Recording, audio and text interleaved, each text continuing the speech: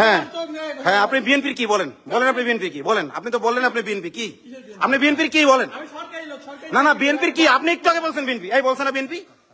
উনি বলছে না? উনি বলছেন উনি বিএনপি। আপনি বিএনপি হচ্ছেন তাই কি হয়েছে? আরে ভাই, আপনি বিএনপিতে কি বলেন? আপনি সরকারি কি বলেন? কি সেটা কি? একটু আগে আপনি কি বলেন যে আপনি বিএনপি? না না, আপনি এখন একটু আগে কি বলছেন? এই সত্য কথা বলবেন। একটু আগে কি বলছে সে? বিএনপি বলে নাই? বলছে কিনা বিএনপি? হ্যাঁ, এবার আপনি বলেন বিএনপি কি? এই যে জনগণ ভাই বিএনপি বলে নাই সে? আসেন কথা বলেন, এবার জনগণের সামনে কথা বলেন। চরম বেয়াদব লোক। সে ফতুয়াকে অস্বীকার করতেছে।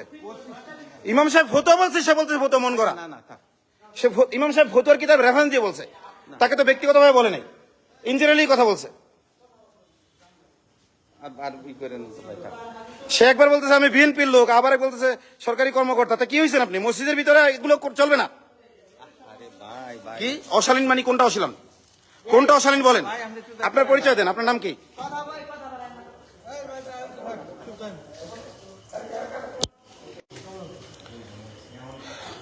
আসসালামু আলাইকুম রহমতুল্লাহি ওয়া বারাকাতুহু। আমি আতাউর রহমান বিক্রমপুরে এই মুহূর্তে রয়েছি টঙ্গিবাড়ি উপজেলা জামে মসজিদে। আজকে যে লোকটার সাথে কথা বলছিলাম, আমাদের ইমাম সাহেব আলহামদুলিল্লাহ যথাসময়ে এসেছেন। উনি একেবারে আমরা ছোটবেলা থেকে দেখতেছি যে আমাদের ইমাম সাহেব উনি দীর্ঘদিন যাবত এখানে ইমামতি করেন এবং সুনামের সাথে ইমামতি করে যাচ্ছেন। তো উনি সঠিক টাইমে আসা সত্ত্বেও এই লোকগুলো পিছিয়ে তাকাতাকি করতেছিল এবং ইমাম সাহেব প্রবেশ করার সাথে সাথে বলতেছে যে ইমাম সাহেবের উচিত 5 মিনিট আগে মসজিদে উপস্থিত থাকা। তো ইমাম সাহেব নামাজ শেষ করে ওনাকে কিছুই বলেননি, উনি ইন জেনারেলি ফতুয়ার কিতাবের হাওলা দিয়ে বলেছেন দেখেন ইমাম সাহেবকে সম্মান দেওয়া এটা মুসল্লিদের জন্য জরুরি এবং আপনারা যদি আমার কখনো বাই চান্স দেরি হয়েও যায় তখনও এইভাবে প্রকাশ্যে এইভাবে কোনো কমেন্ট করবেন না। আমি মানুষ হিসেবে আমার 2-1 মিনিট দেরি হতে পারে, যদিও আজকে দেরি হয়নি, দেরি না হওয়া সত্ত্বেও আপনারা এই কথা বলেছেন। তো তারপরে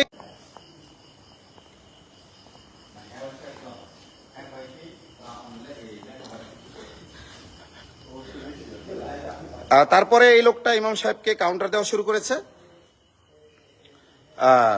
যে ইমাম সাহেব কেন এই কথা বলল। ইমাম সাহেব তো তার নাম ধরে বলেনি, তার ব্যক্তিগতভাবে তার নামও উল্লেখ করেনি, তার দিকে কোনো ইঙ্গিত করেনি।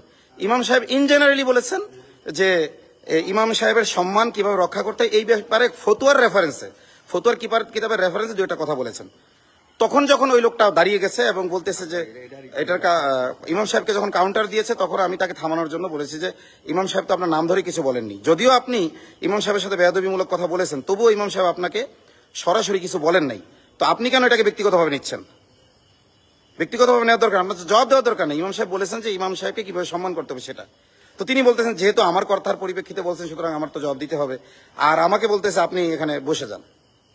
তো পরবর্তীতে সে বলতেছে, আমি বললাম যে ইমাম সাহেব তো আপনাকে বলেন এই ফতুয়ার কিতাবের রেফারেন্সে কথা বলেছেন। তো তিনি বলতেছেন যে ফতুয়া আবার কিসের? ফতুয়া হইলে এগুলো সব মন করা, কোরআন হাদিস হলো আসল। তখন আমি বললাম যে ফতুয়া আপনি মন করা কিভাবে বললেন? ফতুয়া তো কোরআন হাদিস থেকেই উপরে ভিত্তি করেই এটা ফতুয়া এসেছে।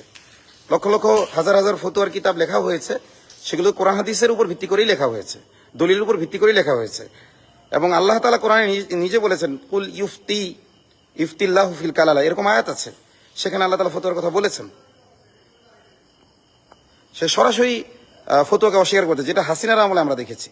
এবং সে নিজেকে একবার বিএনপির লোক দাবি করতেছে, একবার সরকারি আমলা দাবি করতেছে। তো যাই হোক, এই ব্যক্তির মতো মসজিদে যারা রয়েছেন, মুসল্লি যারা রয়েছেন, এই ধরনের লোক যদি মসজিদ দেখেন যারা ইমাম সাহেবকে অপমান করে, অপদস্থ করতে চায়, অপমান করে কথা বলে, আপনারা সাথে সাথে প্রতিবাদ করবেন। সে যদি তার ভুল স্বীকার করে নিত, মার্কেটিং না করত, সে বিএনপি এখানে নিজেকে বিএনপি দাবি করে এখানে একটু বাড়াবাড়ি করার চেষ্টা করেছে। এই জন্য লাইভে আসলাম যে তাকে দেখি সে কেমন বিএনপির কোন পদে আছে তাকে এখন ভাইরাল করি। এখন সে দাবি করলো যে সে গভর্নমেন্টের লোক। তো আল্লাহ তাআলা আমাদের সবাইকে সহিবুজ দান করেন এবং আলেমুল আমাদেরকে সম্মান দেওয়ার তৌফিক দান করেন। আলেমুল আমাদের ভুল হলে হতে পারে, আমি ওনাকে স্পষ্ট বললাম যে আপনার সিনিয়র স্যার যদি কোনো ভুল করে এভাবে বলেন, ইমাম সাহেবকে যেভাবে সব জনসম্মুখে সবার সামনে এই কোনো ভুল ছাড়াই এভাবে বললেন, আপনাদের সিনিয়র অফিসারদেরকেও কি এভাবে বলেন আপনি, নাকি সেখানে যে স্যার স্যার করেন? সে আমার লেখাপড়া নিয়ে প্রশ্ন তুলতেছে যে আমি কি পড়াশোনা করেছি, আমার কর্তব্য কি। তো যাই হোক,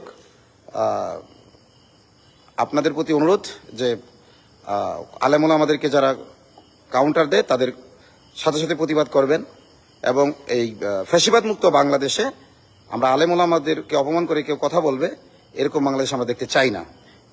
এবং এই ধরনের লোকদের শুধুমাত্র মিষ্টি কথায় এদের সংশোধন হবে না, জায়গায় প্রতিবাদ করতে হবে।